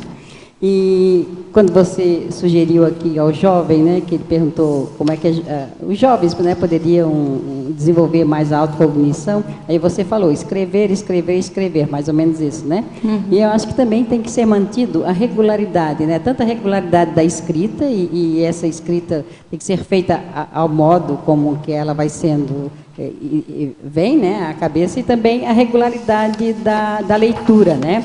E aí ela vai reforçar a intelectualidade. Então, eu acho que a regularidade da leitura, a regularidade da escrita e também a regularidade da autoexposição, né? Tá? A docência, né? Você, em nenhum momento aqui, pelo menos eu não vi, eu acho que deve ter lhe ajudado muito a docência da conscienciologia também nessa autocognição. Com certeza. A docência, a TENEPS, né, são instrumentos que auxiliam muito a desenvolver o autoconhecimento. Né, a gente não colocou aqui como instrumento porque a gente queria focar mais na condição autocognitiva íntima, assim. Mas são, sim, instrumentos que nos auxiliam demais. E é uma oportunidade ímpar que a conscienciologia nos possibilita nessa vida humana, né? Poder estar praticando a tarefa do esclarecimento. Que muitas vezes a gente fala para os alunos, mas é para nós mesmos, né? Aquela velha história. Então, a gente aprende muito com isso. Com certeza. Elizabeth, parabéns pelo verbete. Eu gostaria que você, na página 21, na continuidade da fatologia, tem uma frase aí, a qualificação das interrelações. A nossa vida é de interrelações, né? Família, trabalho, sindicato, é rua, é feira. Como fazer encaminhamento para qualificar essas interrelações, já que a gente vive em interrelações? Eu acho que a partir do momento em que a gente se conhece melhor, a gente tira um pouco o foco das nossas necessidades e começa a aceitar mais a interação com o outro. Enquanto a gente está com foco muito em nós mesmos, a gente tem dificuldade de interação. A gente cria uma redoma, né, e não consegue interagir, porque existe uma espécie de autoproteção, né? A partir do momento em que a gente abre esse foco, né, quando a gente começa esse abertismo ecológico, você começa a interagir mais. E quando você começa a interagir mais, você vai começar a ser afetado pelo outro também. Muitas vezes a gente não se abre para não ser afetado pelo outro. Mas no momento em que você se conhece melhor, você vai aprender a lidar com seus atributos, vai aprender a desenvolver, por exemplo, a interassistência, o equilíbrio energético, né? E conseguir lidar com o outro, inclusive com o desequilíbrio do outro, sem se desequilibrar, né? Que é o processo do desenvolvimento interassistencial. Então, a qualificação das interrelações, ela passa muito por isso, da pessoa aceitar a afetação do outro, aceitar no sentido, né, de saber que isso vai acontecer e saber lidar com isso, saber, né, lidar de uma maneira cosmoética, de uma maneira benigna com as outras pessoas. Então, acho que a qualificação das interrelações, ela passa muito por esse abertismo pessoal da própria pessoa, de saber lidar com si para poder saber lidar com os outros. Não sei se respondi a sua pergunta aí, por favor. É que essa essa questão da gente conseguir uma autenticidade, vamos dizer assim, uma uniformidade nas nossas manifestações, é um desafio e tanto, né? E é um para-dever nosso também, né? Essa questão da gente conseguir manter a nossa condição de intermissivistas, de tenepsistas, enfim, conscienciólogos, conhecedores, não importa em que grau, né? Mas conhecedores do paradigma consciencial, que a gente já tem ali um patamar X de cosmoética, é também para dever a gente conseguir manter isso ao longo de todas as nossas relações. Né? Manter não interessa em que nível que seja. Exatamente. Né? E eu acho que, acho muito bem colocado aqui no seu verbete, porque certamente o negócio começa pela autocognição. Né? Quanto mais a gente se conhecer, mais a gente vai conseguir lidar melhor com isso, né? Porque às vezes são desafios enormes, né? Aquele negócio de engolir sapo, engolir dinossauro, engolir elefante, toda a cadeia evolutiva, a gente chega um ponto, em determinadas situações, tentando bancar ali alguma condição do nosso CPC, né? Não é tarefa fácil, não, mas a gente tem que tentar. É uma caminhada, né? Aos certeza. poucos os sapos vão ficando menos espinhosos, né? Então, mas o momento em que você consegue lidar com você vai acabar conseguindo pouco a pouco lidar com essas dificuldades. É nesse sentido que a gente está colocando. Né? Não vai ser assim de repente. A gente não chegou aqui serenão, né? A gente chegou pré-serenão. Então é uma às vezes eu já observei assim, alguma coisa que eu tinha mal parada comigo mesmo, de problema de falta de conhecimento meu mesmo, de não entender que eu funcionaria daquele jeito e algum trafar a ser superado, né? A hora que você tem isso mapeado e que a sua tendência seria reagir de tal maneira com alguma pessoa, muda completamente. É muito interessante, né? Exatamente. Você tentar mapear essas coisas e quando você consegue observar um ou outro traço que no passado você agia de tal maneira e como você já mapeou, já entendeu, você é como se conseguisse sobreparar, né, a situação de uma maneira bem mais tranquila. Né? Quer perguntar? Elizabeth, parabéns, o verbete está muito bom, né? Seguindo essa linha de autoconhecimento. Né? Eu gostaria que você ampliasse um pouco mais o sentido do que você pôs em caracterologia, na página 23, o número 21, desimpedimento autoevolutivo, e o número 25, destravamento do parapsiquismo. O desimpedimento autoevolutivo é justamente a partir do momento em que a gente começa a romper as fronteiras, né, autoimpostas, né? Então, assim, a partir do momento em que a pessoa... porque a gente fala muito na questão das interprisões, né, com as outras pessoas, mas às vezes a gente cria prisões próprias para nós mesmos, né? Então, a partir do momento que a gente começa a se liberar dessas autoprisões, dessas contenções desnecessárias que nós mesmos fazendo com nós mesmos, e começamos a investir na interassistência no nível que nós temos já condições, a gente começa a ficar mais liberto, a gente começa a ficar mais, ter mais condições de agilizar ou de dinamizar a nossa evolução. Então, assim, de fato, do ponto de vista intraconsciencial, quais são realmente os impedimentos para agilizar, para dinamizar a nossa evolução? Será que a gente sabe quais são? Então, a autocognição, a partir do momento que nós começamos a nos conhecer melhor, a gente vai mapeando isso e provocando essas desrepressões, né? Superando essas condições que muitas vezes elas existem, muitas vezes elas são fato, né? A gente precisa trabalhar com mais calma, criar estratégias, criar técnicas para isso, usar técnicas já consolidadas, mas muitas vezes elas são fantasias, muitas vezes são autoenganos. Então, e a autocognição é que vai nos mostrar isso, né? O quanto a gente tem realmente para trabalhar, o quanto realmente a gente só tem que abrir mão. Tá? Então, assim, eu penso que o autoconhecimento é o que promove o desimpedimento autoevolutivo. é o que vai realmente dinamizar, né? Que vai permitir a gente ir adiante.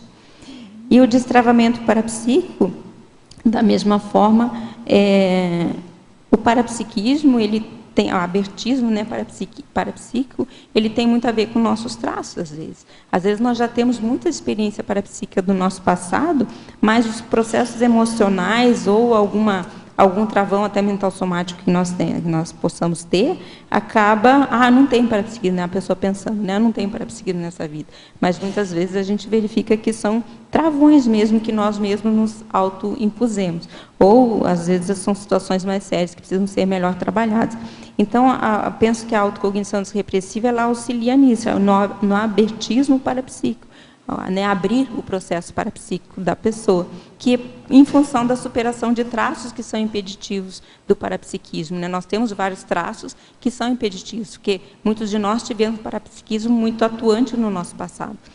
Mas aí aconteceram algumas coisas que a gente foi reprimindo esse parapsiquismo. Então, ele existe já desenvolvido. Só que a gente tem que descobrir quais são aqueles traços que impedem a manifestação parapsíquica. Tá? Então, por isso que o autoconhecimento ele possibilita esse desimpedimento aqui. Tá. Você recomendaria alguma técnica para o destravamento parapsíquico? Eu recomendo a superação dos principais trafares psicossomáticos. Assim, o que realmente é aquilo que mais impede a consciência de investir na autoevolução? E esses trafares psicossomáticos, em geral, são eles que travam, né, a nossa manifestação multidimensional. A partir do momento que a pessoa descobre isso, eu penso que ela... E aí são as técnicas de autopesquisa que podem ajudar, né, as diversas técnicas de autopesquisa, e a pessoa identificar esses traços. Não sei se a Dulce quer contribuir com alguma coisa. Não, acho que essa colocação está ótima. É travão emocional, né? E cada um tem os seus, né? Tem seu passadão aí, e é importante essa identificação, né? Tentar, pelo menos, pensar isso. O passado é passado, né? A gente vê o que está prevalecendo agora e superar agora, daqui para frente, né? Porque a gente pode pensar que, claro, nem todos têm esse passado parapsíquico, mas se não é passado... Esse destravamento, de todo modo, tem a ver com algum travão emocional, porque, em tese, a gente foi preparado para desenvolver o parapsiquismo a partir do curso intermissivo. Exatamente. Né? Não teria sentido, né, a gente ser intermissivista e não estar aqui estudando conscienciologia e não desenvolver o parapsiquismo, não é verdade? Que é um dos elementos essenciais da tridotação consciencial, né? Desde o início, o professor Valdo colocou a tridotação, intelectualidade, parapsiquismo e comunicabilidade, como essencial para o desenvolvimento autoevolutivo. Se faz parte desse tripé, é essencial. Então, e sinal de que a gente já tem, pelo menos, a porta aberta para investir, né? Para desenvolver esse atributo. Então, penso que muitas vezes, muitos de nós, são esses travões mesmo que impedem. Mapear isso, tentar mapear, né? Tem que mapear, não tem jeito. A gente não vai ser aleatório, a gente vai ter que usar alguma técnica para isso. Muitas vezes a pessoa quer, eu vou superar isso, mas como que você está fazendo para superar? Você vai ter que utilizar alguma técnica para superar isso. Pode ser da mais simples, a mais complexa, mas alguma metodologia você vai precisar adotar para agilizar isso. A não ser que você queira que aconteça quando acontecer, né? Que não é o nosso caso, né? A gente quer mais agilizar, né? O intermissivista quer mais agilizar as superações o máximo possível, né? Eu achei, Maria usa novamente, eu achei a sua lista muito boa, de 50 itens, né, para proporcionar o início de uma autopesquisa, mas eu senti falta da metodologia, principalmente nesses 2 itens, de você sugerir alguma coisa para o espectador, principalmente para o espectador, para o nosso... Colocar no verbete. Eu senti Mas aí fica o convite para novos verbetes. Exato. Porque aí outro pode até esse aqui já está concluído. Uma coisa abordar a metodologia já seria mais detalhado, né? Uma coisa interessante é que essa lista, eu estava fazendo a caracterologia e eu queria colocar esse item, caracterologia. E aí eu fiz e refiz ele umas 3 vezes, e aí eu falei, eu acho que eu vou desistir, não consigo, eu faço e refaço, não consigo gostar do que eu fiz. Aí eu estava saindo da TENEPS e veio a intuição assim, faça 50 itens. Tá bom, não vou fazer menos que 50. Né? Já tive a intuição da próprio título do verbete. Aí dá mais essa intuição tão clara assim, vou fazer os 50 itens, não vou abrir mão de 50 itens. Tá bom, obrigada. Foi nesse sentido. Obrigada. Boa tarde, Elizabeth. Oi. Primeiramente, prazer em estar aqui, não é? Já que sou colega de Porto Alegre também há tanto tempo, né? Uma satisfação para mim, principalmente.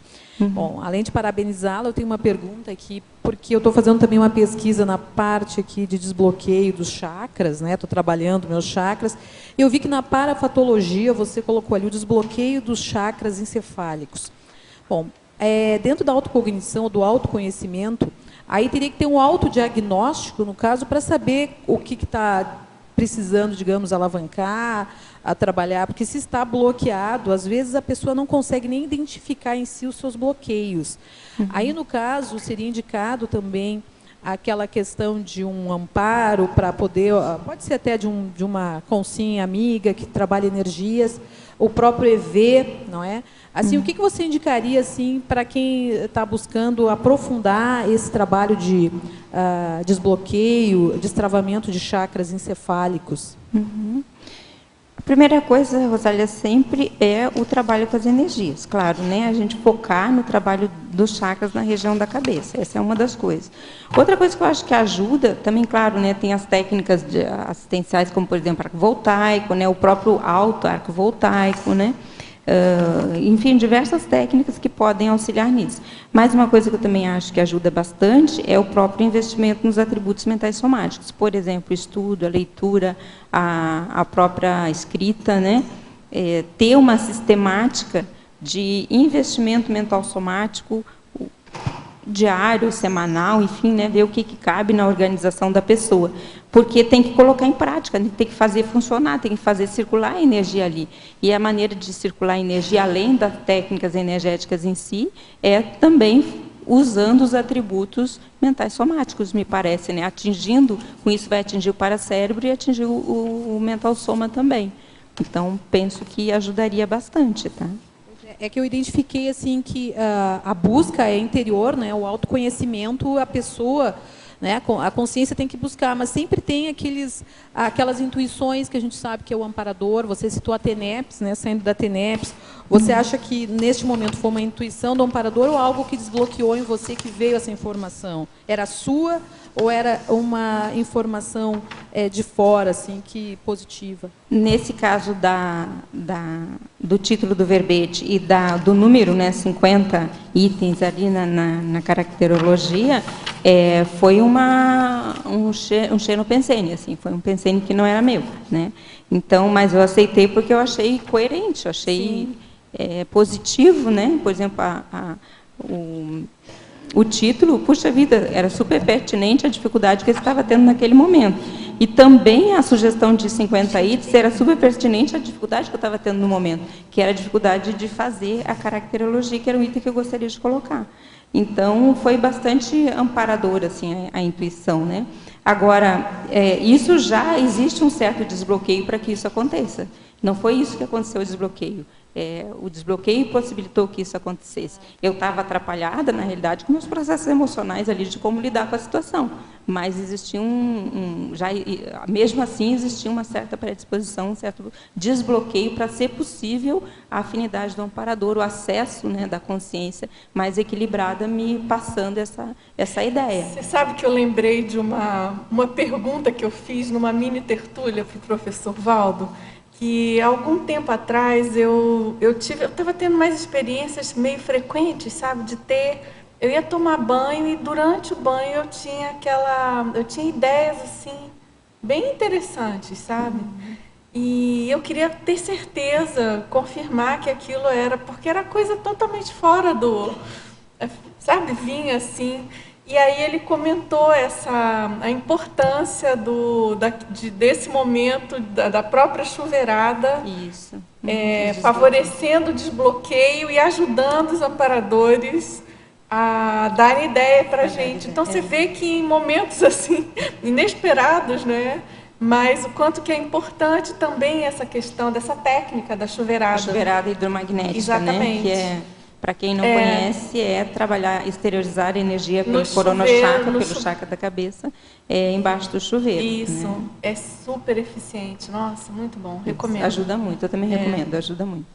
Vamos lá, então? Vamos lá. Tudo bem aí?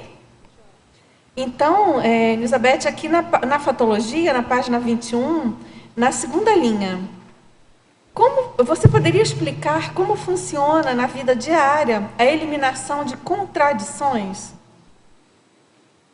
É buscando ser mais coerente, né?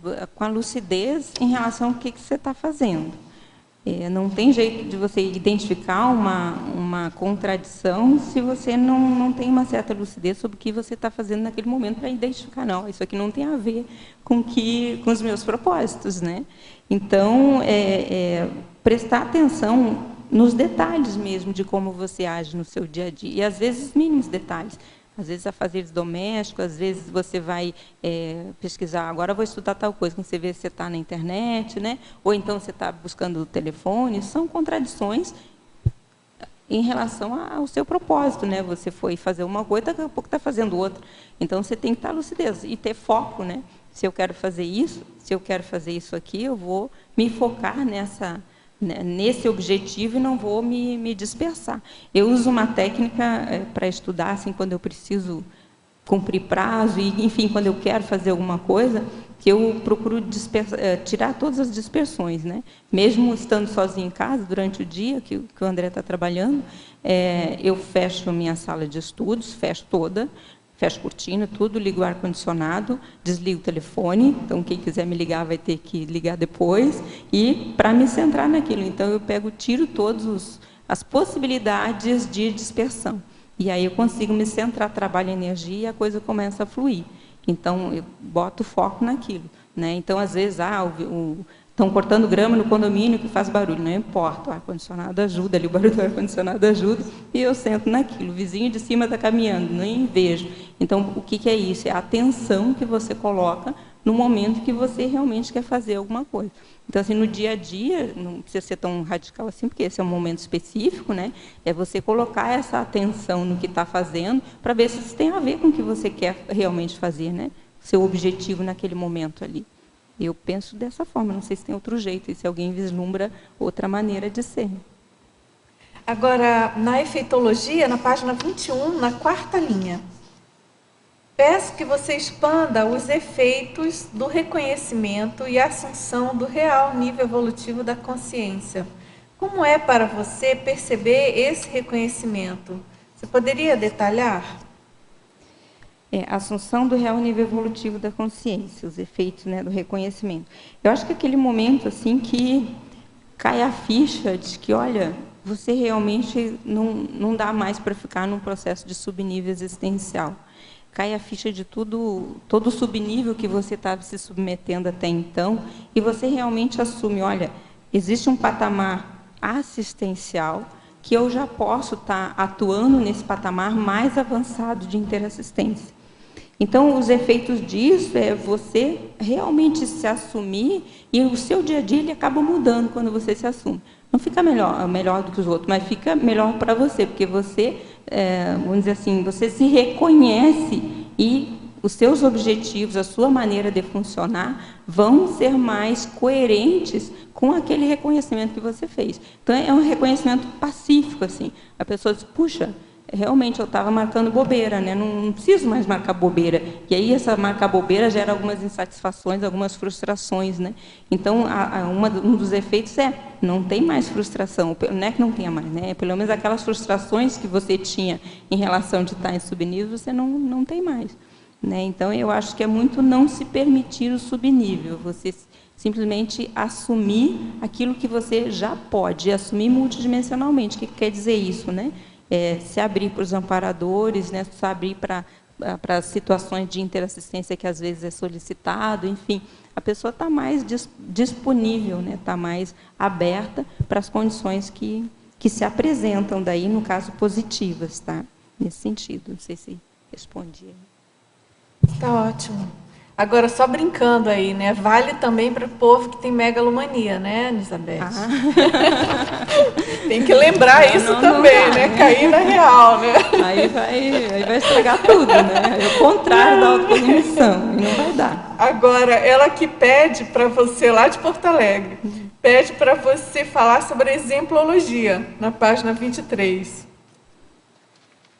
Alguma coisa específica ou falar toda ela? Não, é em geral. Toda ela, né? Então, a gente colocou assim, a autocognição desrepressiva é a do pré-serenão vivenciando a renovação pessoal e a saída da zona de conforto ciente da saturação das auto-memências. Então, assim, gente, é o momento em que você dá a virada mesmo, né? Dá a virada e não se permite mais esse subnível que a gente estava falando aí, né? Saturou, já era, deu, né? Tem que mudar, tá? E a maxicognição desrepressiva do ser desperto, atuante com despojamento no mecanismo interassistencial. Então, é aquela consciência, né, que já atua, tem lucidez da sua participação no mecanismo e não tem impedimentos em relação a isso. Ela não se sente, não tem esses limites que a gente estava falando aqui, não tem nenhum processo repressivo nesse nível aqui. Entendeu? Então, aquela pessoa está mais aberta mesmo. E a mega autocognição desrepressiva, a do evoluciólogo, orientando a proex de grupos de consciência, quando lúcidas, aos preceitos da evolução pessoal e grupal. Então, pensamos que mega cognição é esse pessoal, né, os evoluciólogos já lidando, né, com grupos de consciência. A condição do evoluciólogo vamos dizer assim, me atrai muito entender como os evoluciólogos funcionam, né? A gente vai chegar lá, claro, né? Mas, assim... Espero que em breve, viu? Espero que em breve, assim, a visão que eles têm, né, a maneira que eles ajeitam no sentido, né, de colocar cada coisa no seu devido momento, cada pessoa no seu devido grupo, né, no seu devida situação, o que é prioritário para aquelas pessoas. É uma coisa fabulosa, né? Essa inteligência, essa capacidade de visão de conjunto é fabulosa. É realmente fora de série. Então, espero que quanto antes a gente chegue lá para entender isso. Eu sempre tive, uma das coisas que mais me instiga na Conscienciologia é entender essa inteligência do evoluciólogo. Agora, Elizabeth, na caracterologia, na página 24, ela pede para você ampliar o item 40, que é a perspicácia autocrítica. Perspicácia autocrítica é aquela situação de você ir mais nos detalhes da autocrítica, né? Ter mais lucidez, ter mais agucidade, vamos dizer assim, né? Ter uma autocrítica mais aguda, né? Mais profunda. Mas, ao mesmo tempo, eu vou repetir que eu já falei aqui mais de uma vez, é benigna, né? De você ir mais fundo não significa que você vai se autopunir, não é nesse sentido. É autocrítica benigna, mas você realmente ir numa condição mais profunda mesmo, de uma análise, sabe, intraconsciencial, íntima, mas realmente que faz a diferença para você, né? Não ficar naquela autocrítica superficial. Então eu sou assim, tá bom. Tá, mas o que leva a tudo isso? Então, fazer todas aquelas perquisições que levam você a aprofundar com o máximo detalhismo possível a sua condição que você está querendo entender no momento, mas sempre com muita benignidade. Cosmoética, né? Cosmoética, isso. E também, aqui o item 23, é a despreconceituação. Minha amiga, o meu amigo, isso é essencial, né? Despreconceituação. A gente só aprende a lidar com o diferente quando a gente se conhece melhor, né? Então, eu acho que é uma condição de respeito ou benignidade mesmo, de lidar com o diferente, de lidar com o inusitado, de lidar com aquilo que nós não estamos acostumados a lidar. Seja elas situações, pessoas, ideias, né? Principalmente ideias, né? Novas. Então, às vezes, a gente tem uma ideia, né? A gente já cria uma certa barreira, assim, cria um certo preconceito. Então, a despreconceituação, ela é muito essa coisa de você ser assistencial, a priori, né? Assistencial, com aquilo e aberto, né? Com aquilo que é diferente, que é inusitado. Principalmente o que é inusitado, a gente cria uma certa reação, às vezes, né? Então, a despreconceituação leva a isso. E por onde a gente chega dessa preconceituação, né? Não tem jeito senão se conhecer para aprender a lidar melhor com as nossas condições para vivenciar isso. Também o item 39, que é o percussiência. Percussiência tem a ver um pouco com perspicácia, né? Que é a condição da pessoa... agudeza, né? Agudeza, isso. Né? A condição de você ir... se centrar de uma maneira mais específica naquele item que você, ou naquele tema que você está trabalhando ali. Né? Então, assim, eu acho que a autocognição ela exige muito essas condições assim, de aprofundamento, de abertismo, né? Enfim, de interação, mas o aprofundamento ele é essencial para tudo isso. Né? E essas ideias aqui de percussiência, perspicácia, têm a ver com esse aprofundamento. Elizabeth, na página 20, em Fatologia, você colocou o rompimento dos limites autoimpostos. Dá para te fazer um gotejo com a desconstrução dos auto-enganos? Auto-engano e limites autoimpostos, né? Isso. Os limites autoimpostos têm muito a ver com aquela coisa da gente se colocar numa condição aquém do que nós realmente podemos, né? E são auto-enganos, não deixam de ser auto-enganos, né? Que se você pode mais, se a sua realidade ela é mais ampla do que você está vivenciando, é um auto-engano, você não está se analisando com realismo, não está usando de realismo na sua manifestação. Né? Então, acho que tem relação, sim, o auto-engano com os limites autoimpostos, tá? O ideal é que a gente possa romper esses limites e usar de maior realismo para com o nosso momento evolutivo, o nosso atual momento evolutivo. Ok?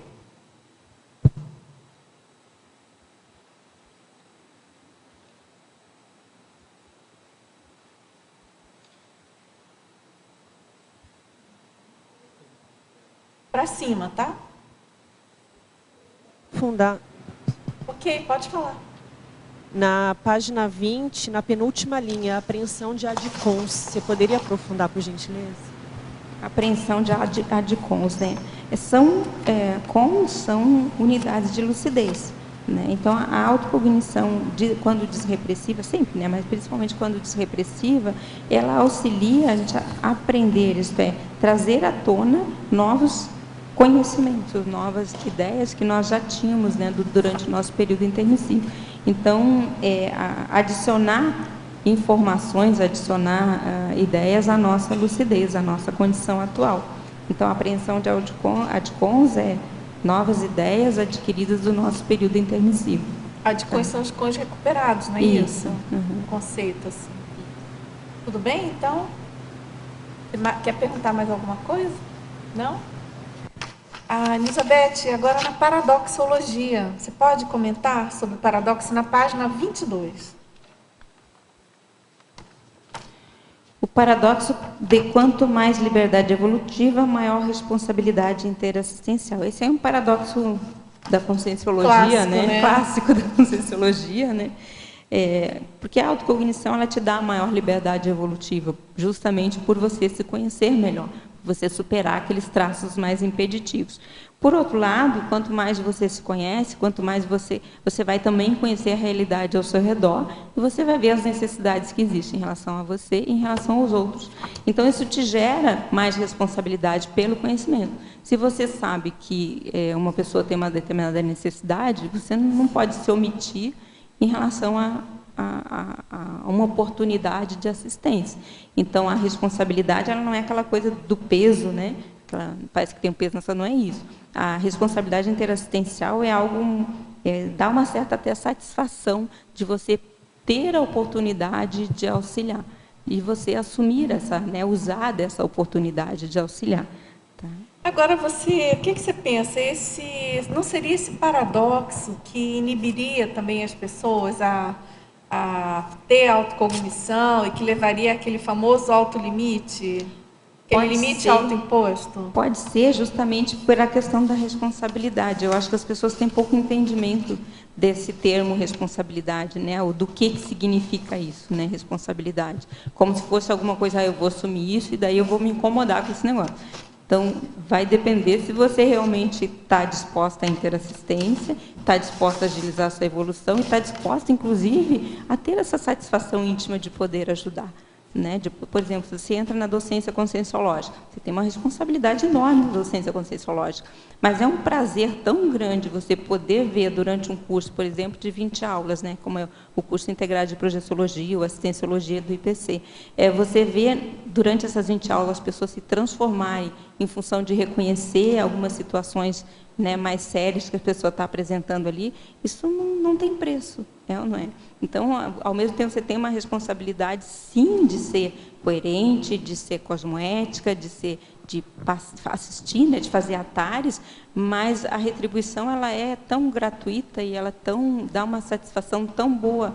Você vê o outro se sentir bem, que essa responsabilidade a gente teria que entender melhor o que ela significa nos termos da conscienciologia. E lembrando, né, sem esquecer daquele princípio também de o assistente ser o primeiro a ser assistido. Exatamente, né? A gente ganha muito com isso. Exatamente. Então, muito obrigada, Elizabeth. Seu verbete foi muito assistencial. Aguardamos os próximos, tá? Que esse seja o primeiro de inúmeros, tá certo? Obrigada a todos, tertulianos, teletertulianos. E vamos agora aos nossos anúncios tarísticos. Muito obrigado. As pontuações da tertúlia de hoje são 42 assinaturas no livro de presença, 23 perguntas presenciais e 11 perguntas respondidas online. Hoje teremos 4 recados.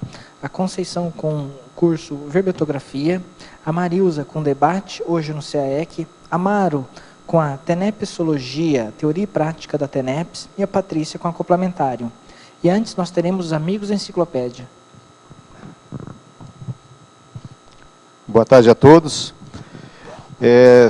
Sobre o programa Amigo da Enciclopédia, é importante ressaltar que ele continua sendo, hoje ainda, um instrumento assim, inadiável e importantíssimo para a sustentação financeira da produção da Enciclopédia da Conscienciologia, da transmissão diária das tertúlias, da manutenção aqui do tertuliário, também de todo o acervo do Holociclo da Holoteca. São milhares e milhares de acervos e poder artefato de saber que nós temos à disposição do público o ano todo, e toda a manutenção predial dessas instalações todas que são supra-institucionais, de uma responsabilidade de todo o pessoal da CCCI.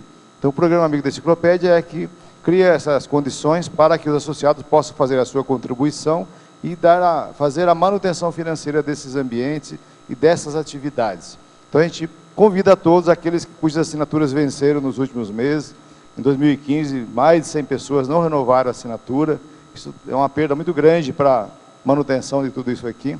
Então, que o pessoal puder renovar a assinatura, ou aqueles que ainda não são amigos fazer a sua adesão, são muito bem-vindos e vai contribuir muito para nós aqui manter esse programa.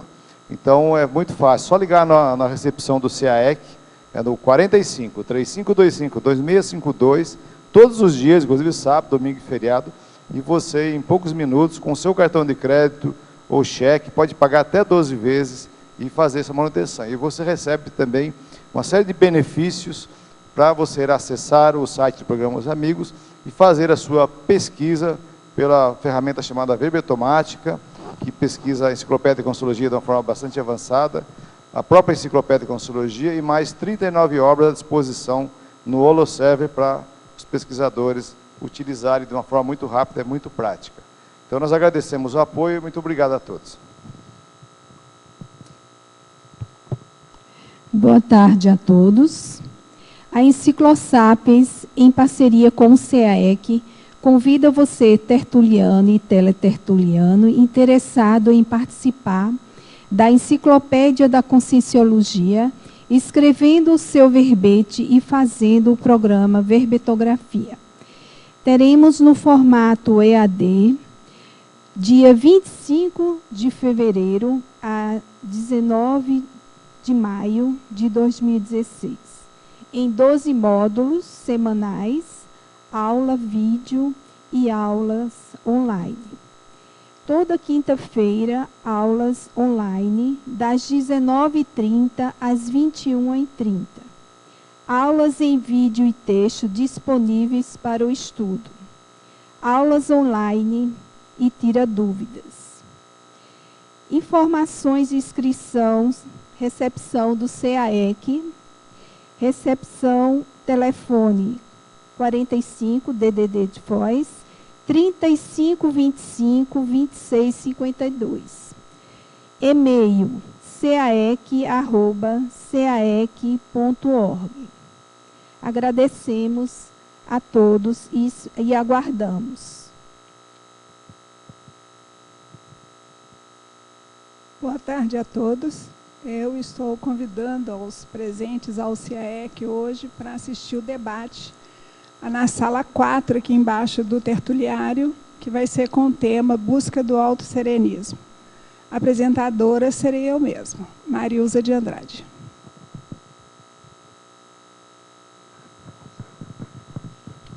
Boa tarde a todos. Quero dar um recado para o pessoal lá de Porto Alegre, que deveria estar hoje aí olhando o verbete apresentado, bem defendido pela Nilzabeth. É o seguinte, ó, dia 19, 20 e 21 de fevereiro, nós vamos estar, a ICTNEPS, através do Amaro e da Valquíria Krob, estará no IPC de Porto Alegre, ministrando o curso Tenepsologia, Teoria e Prática da Teneps. O curso ocorrerá sábado e domingo das 9 às 12 horas e das 14 às 17 horas. Sexta-feira, dia 19, nós estaremos dando uma palestra gratuita à noite na sede do IPC em Porto Alegre. Informações pelo telefone 51-3224-0707. Temos um encontro marcado nesse final de semana, dia 19, 20 e 21 de fevereiro, lá em Porto Alegre. Aguardamos vocês, pessoal. Obrigado. Boa tarde a todos. O CAEC gostaria de convidar as pessoas que estão fazendo o investimento mental somático a participarem do acoplamentário sobre a escrita, que se inicia nesta sexta-feira, dia 29, e termina no domingo às 17 horas. Os professores dos EPICONs são o Hernani Brito, a professora Dulcidal e o professor Alexandre Fernandes. O acoplamentário de escrita é um ambiente favorável para transparecer a sua relação com o autorado, com a escrita, os amparadores que trabalham nesse processo com você. Não deixe de aproveitar essa oportunidade. E também lembrando as pessoas que estão fora de Foz, nós estamos hoje com as promoções da Gol. Então, vale a pena aproveitar essa oportunidade. Maiores informações pelo DDD 45 3525 2652. Obrigada.